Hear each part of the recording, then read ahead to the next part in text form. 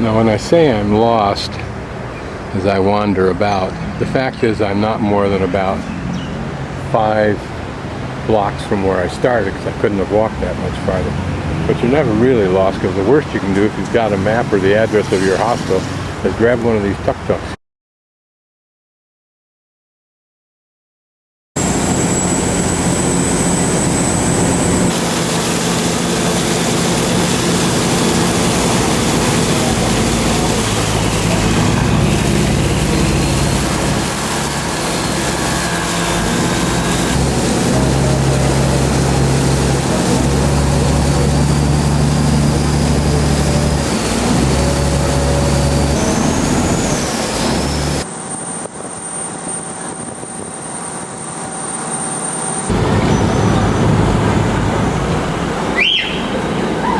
Looks like a park back in there.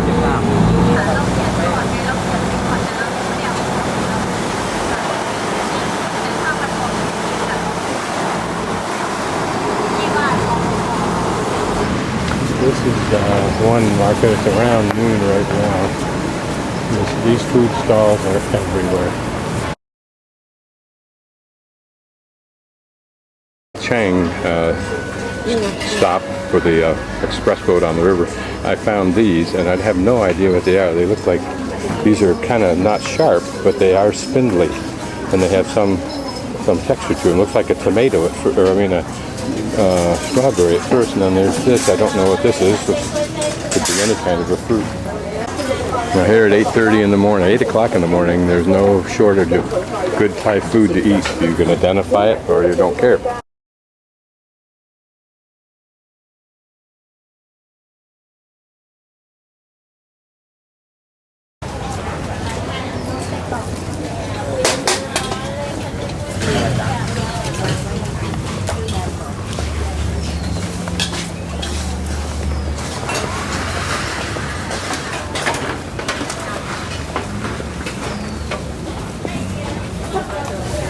Veritable smorgasbord.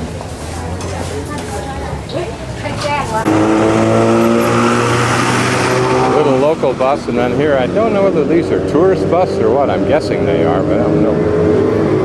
They're sure wild looking, aren't they? Probably advertising vehicles also.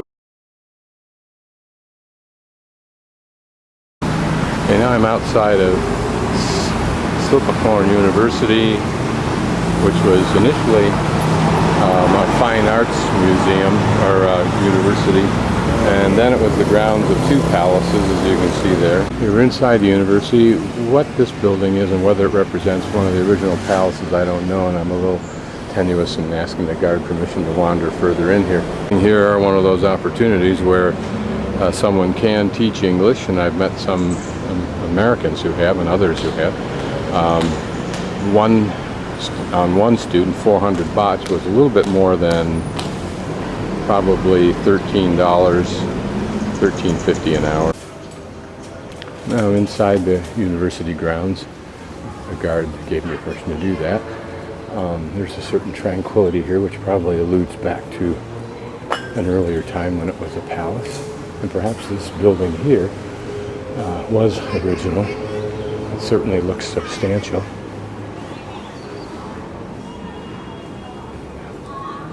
It's a nice touch. The awnings, if you will. And this little, like for a better term, plaza is a very pretty, what looks like a bandstand for lack of a better term, but a very pretty one. And here there are some statues, which I suspect, bronzes, are reflective of the fine arts origin of this school, and it may continue to pursue those venues. And here a flute player doing the same. And here in the middle of this little plaza, reminiscent of Romulus and Remulus or whatever of Rome, is a babe sucking. What its significance here in Thai is specifically, I don't know. This appears to be a woman looking at a mirror, whether this is like the place, the clock in Prague, which was indicating a negative, i.e. vanity, or whether it reflects, maybe they teach cosmetics here, I don't know. But notice the very modern artistic design to this. And here also, Look at the very Thai faces. Here a child playing with a hoop. Interesting, I always thought of this as an American or European pursuit of children. And this may just be a young, lithe girl dancing. It's interesting. It memorializes cockfighting, something perhaps revered and traditional here, but despised in the Western world.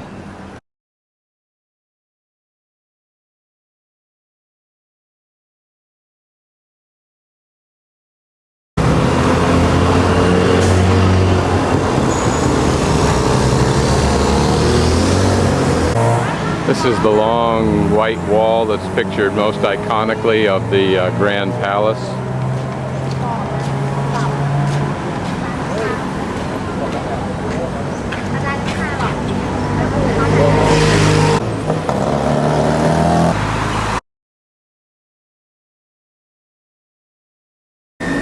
Right across from the entrance of the most popular site in Bangkok and Thailand, I noticed they're letting students in early, of course, is this upscale McDonald's-like type place with various bagels and all kinds of things, and the analogy of the McDonald's Egg McMuffin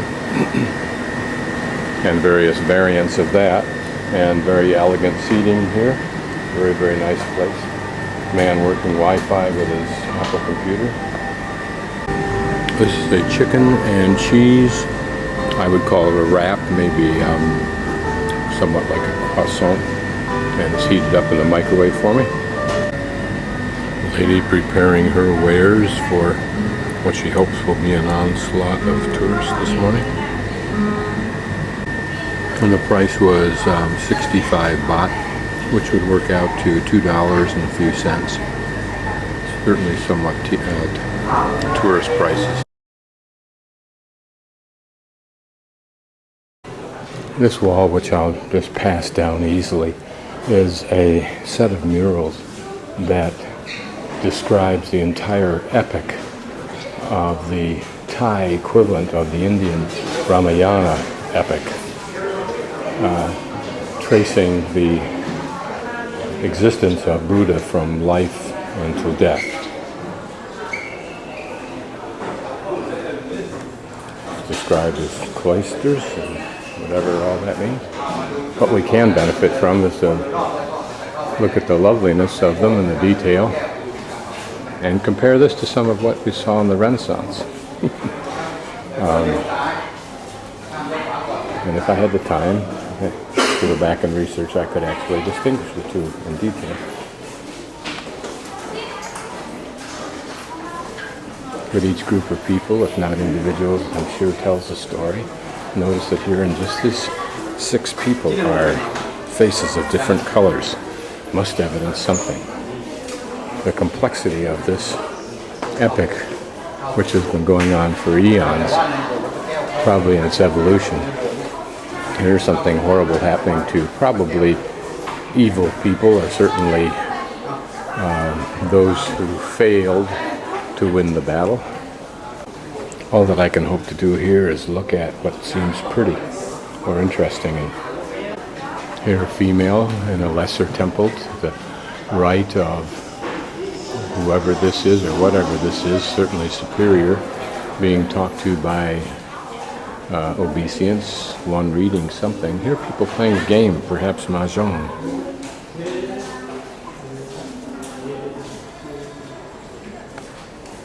Even a little vignette like this is probably evidencing some small element of the epic. The most that I can do here is pan through it. You've seen earlier the detail of the gold work. Here a procession. How often processions are reflected in ancient art. Future generations will simply see video and movies of our era. Notice the green face, notice the white skin of the 3 women in the left temple.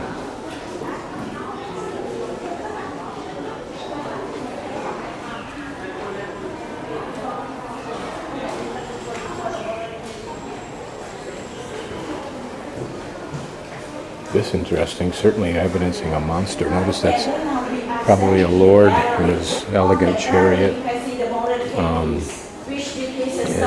crossing over this water of a monster bridge, if you will, literally. Here we'll look at very severe close-up detail.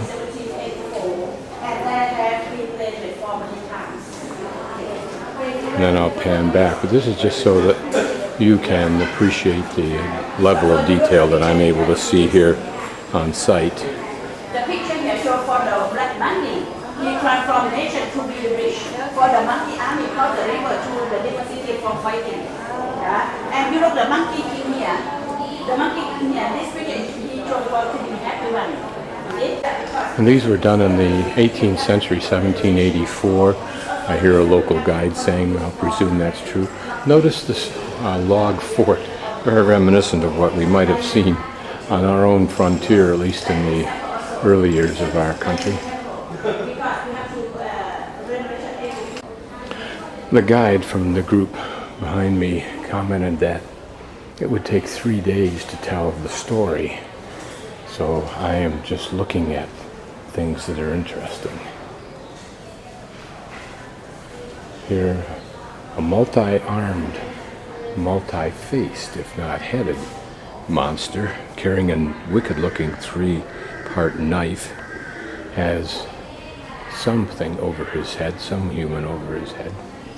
Here, another about ready to do some severe damage to the guy on the left. What you do get a sense of in looking at this is the obeisance of the ruler's subjects and the constant embroilment in battle with either opposing humans or opposing gods. And if you replace the devils, if you will, or the big evil guys, with various dictatorships in the history that we can recall, Hitler, Pol Pot, simply a story of history. Man prone endlessly to do battle, to wage war, to destroy what is built by others. What a fruitless and stupid pursuit. And yet it seems more than anything to document man. That's why I find it very difficult to have respect for mankind as a whole, while some of his deeds to me are very worthy of achievement. On balance, morally not at all. This is interesting because instead of being gaudy, it reflects a very subdued and understated design, materials. Perhaps it reflects teak, but notice what I'm guessing are curtains that might function as mosquito netting. This panel interesting because it seems to suggest a wind. I'm reminded of the Japanese divine wind.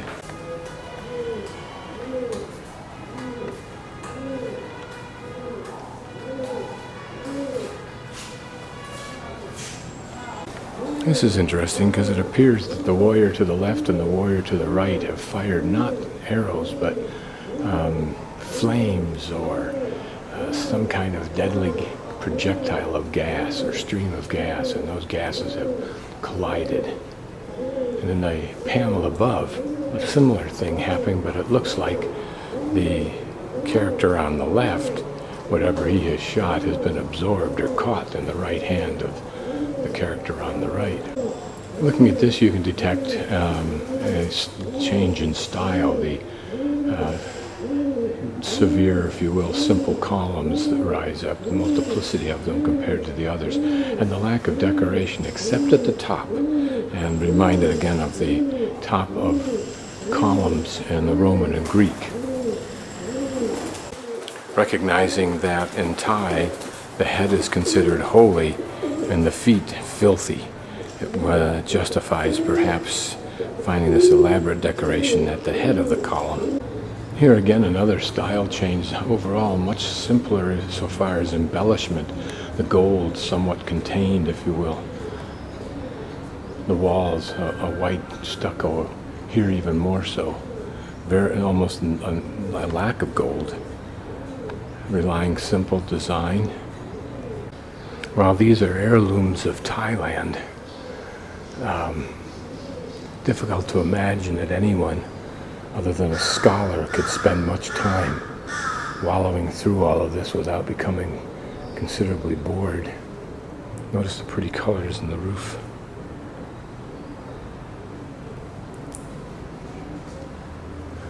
The monk that was ahead of me went through in a blaze of speed.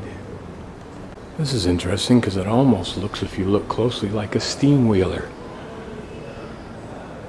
But perhaps it's just an elaborate, I guess it's an elaborate chariot pulled by maybe 1 or 2 horses. That's it. An allusion to the Indians' holy regard of cows. Here a very large complex composed of many building elements, if you will, built on some kind of a fort-like pedestal with either symbolic or in fact offensive corners. And it appears that there were living functions underneath the building, as indicated by this entranceway, and a very elaborate entranceway that it is.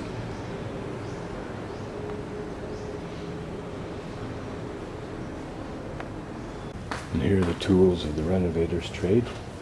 This is the renovator. Now, as I move further on, and I'm now on a second major wall, notice that the fort is becoming far more defined, far more defensive looking, and here more. So this would seem to suggest that the antagonism between others is great and rapidly increasing. Here, 3 royal boats, or barges, if you will. Again, this wall so far dominated by impliedly large, fortified temple structures.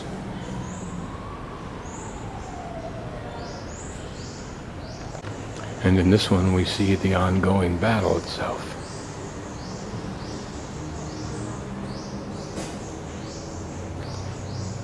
There the family escaping the imbroglio. Notice how this looks like a bomb burst, like they used gunpowder to explode open the door.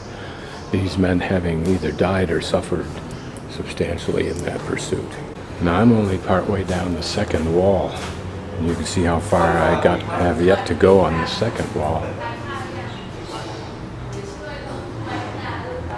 One of the benefits of paintings and mural of ancient times is an insight into the clothing, the implements and so forth that were used. This one, of course, having greater symbolic significance. I suspect that's a royal person doing the plowing. No telling what the little lady inside the little device is. And here an extremely elaborate chariot or carriage pulled by a brace of 4 horses, it looks like. And this is interesting only in that it provides a different design, if you will, of the platforms used for audiences. As you can see, I'm moving much more quickly. I haven't even seen the inside of the temple grounds. Notice the little lizard detail. This is interesting. This huge covering looks like an amphitheater issuing forth from this person's mouth.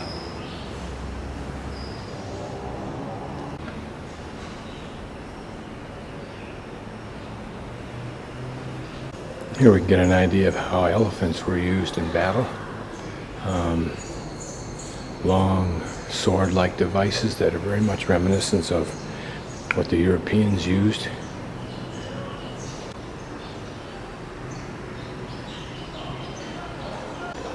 I'm now coming to another corner that hits another corner, and I think we can make out through there, presumably, that this mural continues on around. I'm only halfway about it. Again, all I can really attempt to do is to take photos of what are certainly a spectacular and novel architecture. And an attempt to describe this would be almost foolhardy on my part.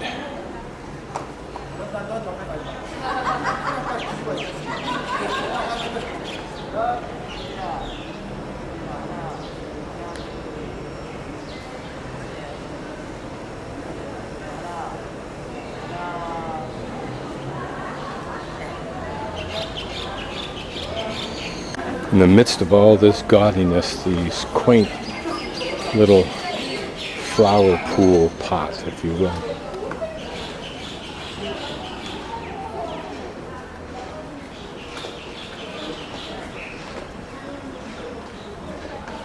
All you can do is be awed by this. You can't understand it.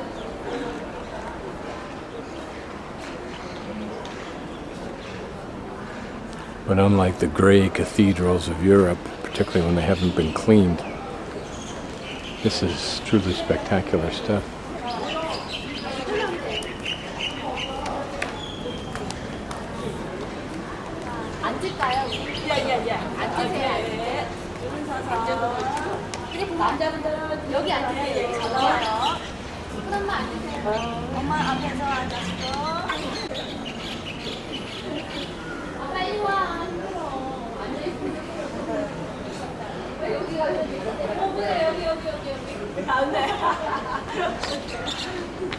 These two guardians, I think they're called Jakara.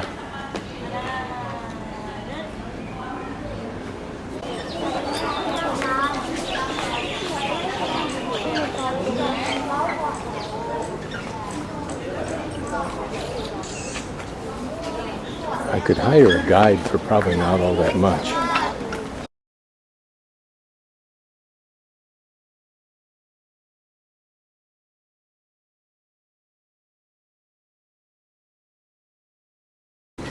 I found that the endless droning is simply an absolute distraction from my opportunity to look at what I'm seeing and be impressed by it, look for the things I can understand in it, that I care to understand in it.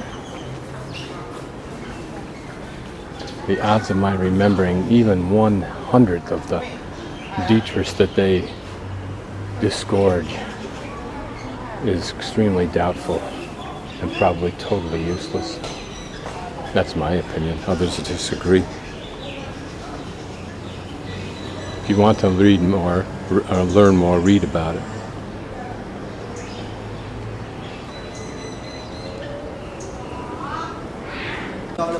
What I think you can do is to compare something like this structure to the cathedrals of Europe and look for the differences. For example, when you consider the Duomo, perhaps one of the most, I'll say gaudily, I don't mean that to be disrespectful, but one of the most extreme variety of detailed design, almost to the point where sometimes it loses any cohesiveness to it, as compared to this, in which the design is consistent and replicated.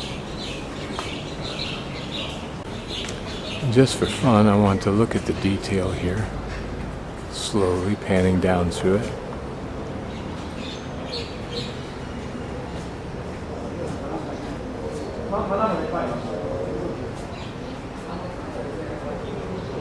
Look at the inlay work of the tile and the mirror. It looks like ceramic work overlay somehow.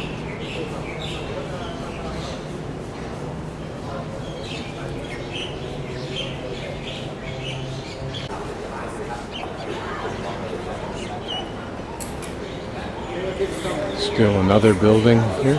I think there's something like 100 different structures in this complex.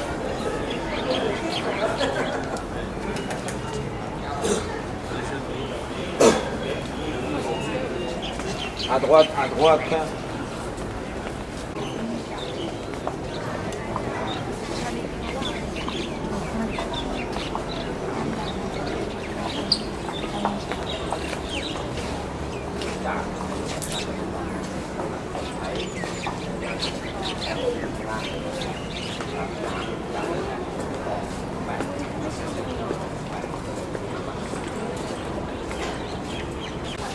Here are the revered elephants. 8 of them around this structure. It's interesting how the buildings are literally jammed in to take advantage of space.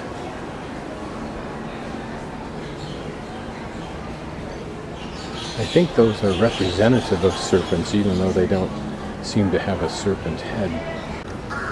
And this appears to be a model of a huge complex temple. The kind of thing I would have seen in Indonesia, one in particular in which we walked up several levels. Huge structure. Certainly something of the implied dimension of this rivals what you saw in Rome. And with all due respect, this giant gold temple building just reminds me something out of War of the Worlds, or the day the Martians landed that Michael Rennie was in.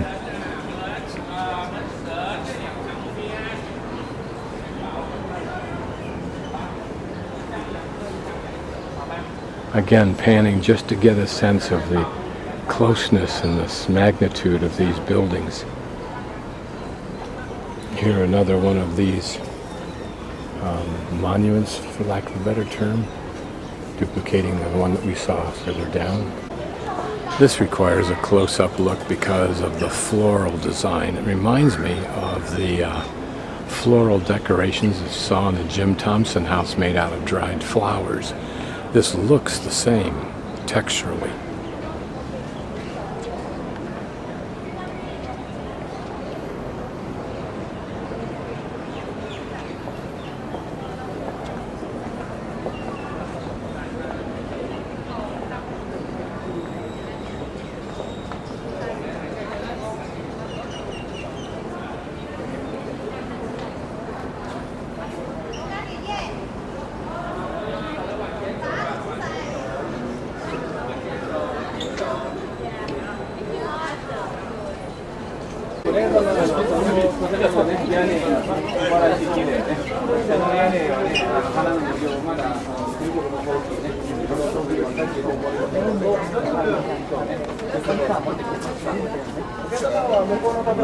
This is a relatively small building, but exquisite in its floral design and its use of little cut pieces of stone, it looks like. I'll pan up through the elements of it and then give us a closer look at the detail. It's funny, as I go up these spires, I half expect to see a cross at the top.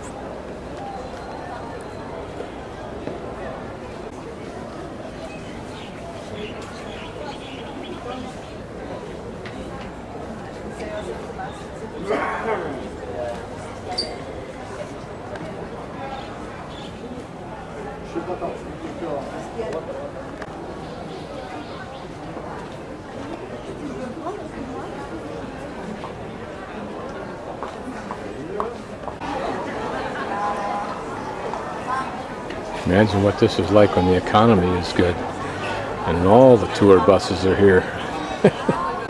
Here we have the entrance to the huge gold temple building.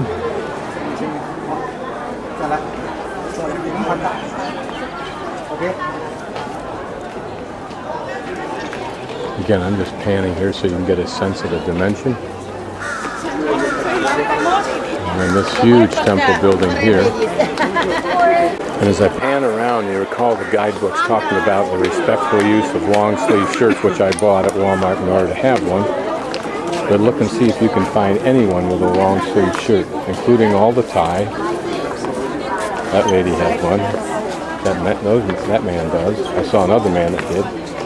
That man over there does. That's it. Here I'm guessing is the largest building in the complex. Hopefully I can pan around enough that you can get a sense of its dimension.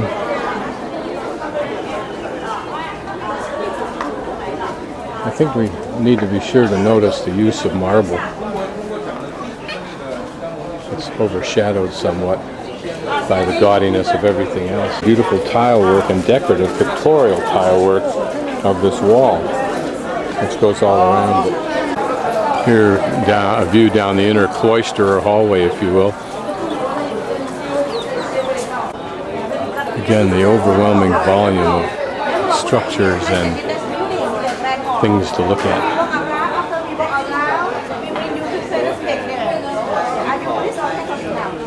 And here, an actual opportunity for people to show their respect or give offerings.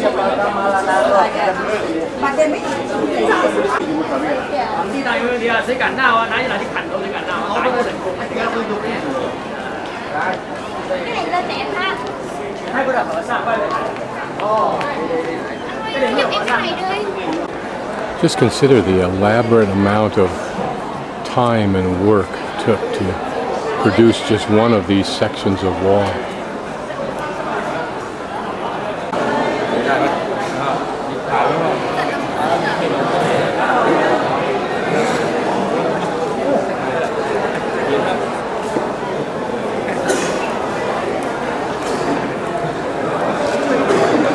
Since video and cameras are not allowed inside, I have to shoot from the outside and hope I can see something. Walls are painted again like the tapestry that we saw of the Thai epic. Ceiling uses huge timbers, it looks like, as joists.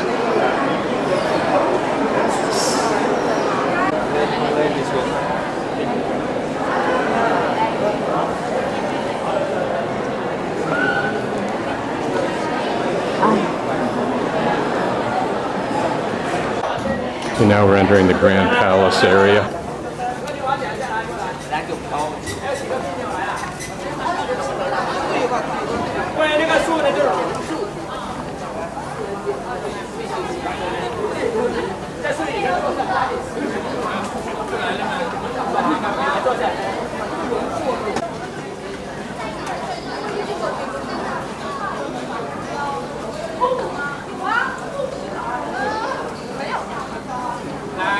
Now look at these ornate windows. I suspect those are wood carvings.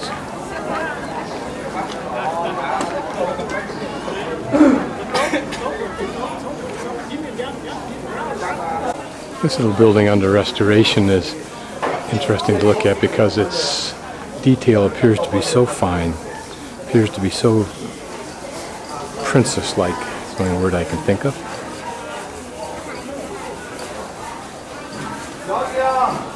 Let's take a look at this man's work.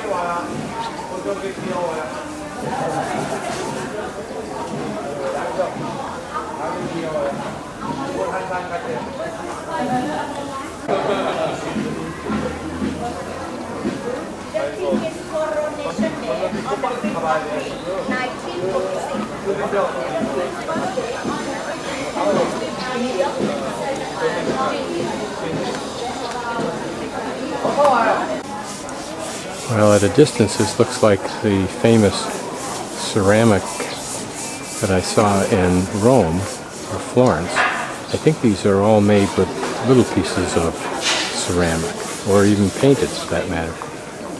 But subtract out the scaffolding and you have a very beautiful, I use the word quaint, I'm trying to think of what word is that fits for that. Certainly this complex and the building you'll see in just a moment reflect the majesty of any king. Beautiful building.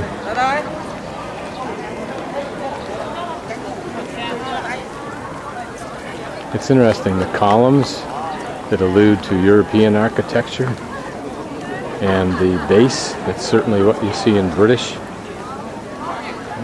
architecture. Of course, the large stairways, Roman. And notice the exquisite manicuring of these trees.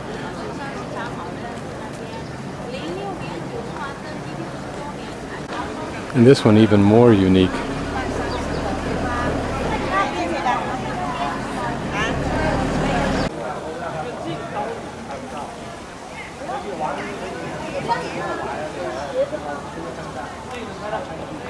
whole nother complex of the more traditional style temple buildings, forming the left side of this large square.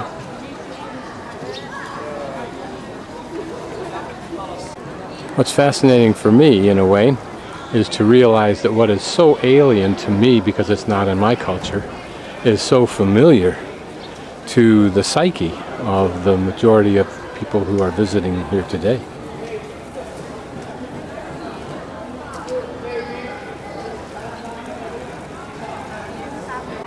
Here a very pretty temple entrance.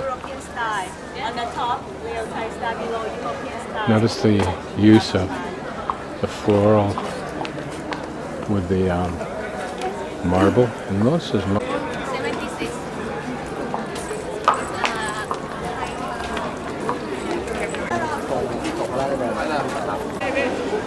Notice the carving of this stone.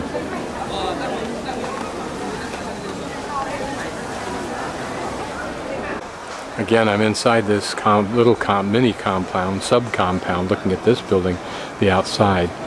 Just videoing this window because it's so elaborate, particularly counterpointed by the white wall. And what a lovely building this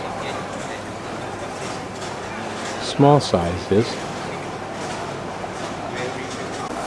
Here's the inner entryway.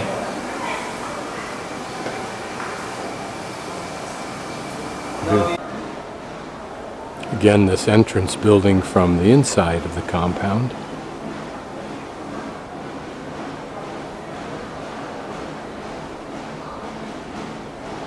What a pretty building it is, particularly with the foliage there and the sandstone carved statues.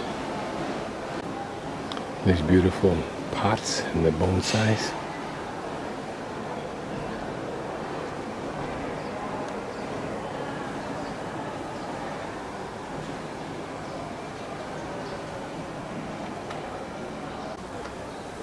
Wouldn't this make a lovely inside garden for the wealthy, extravagant, over-the-top homes of Jackson? Adding true tranquility and class to what might otherwise be simply expensive crass.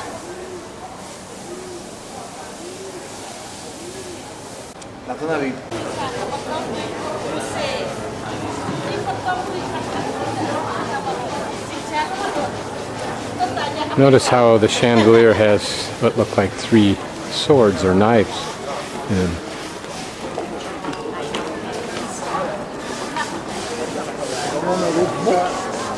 La madre Rusia.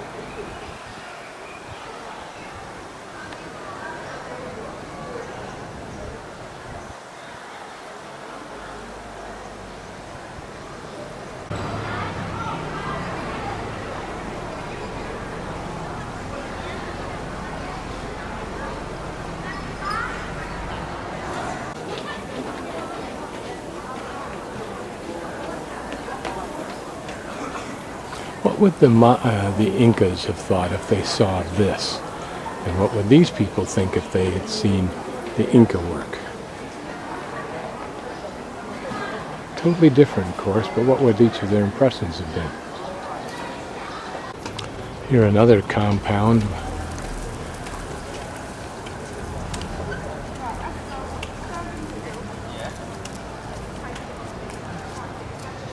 Let's take a look at the interesting detail up there. Looks like one of the monsters we saw in the mural.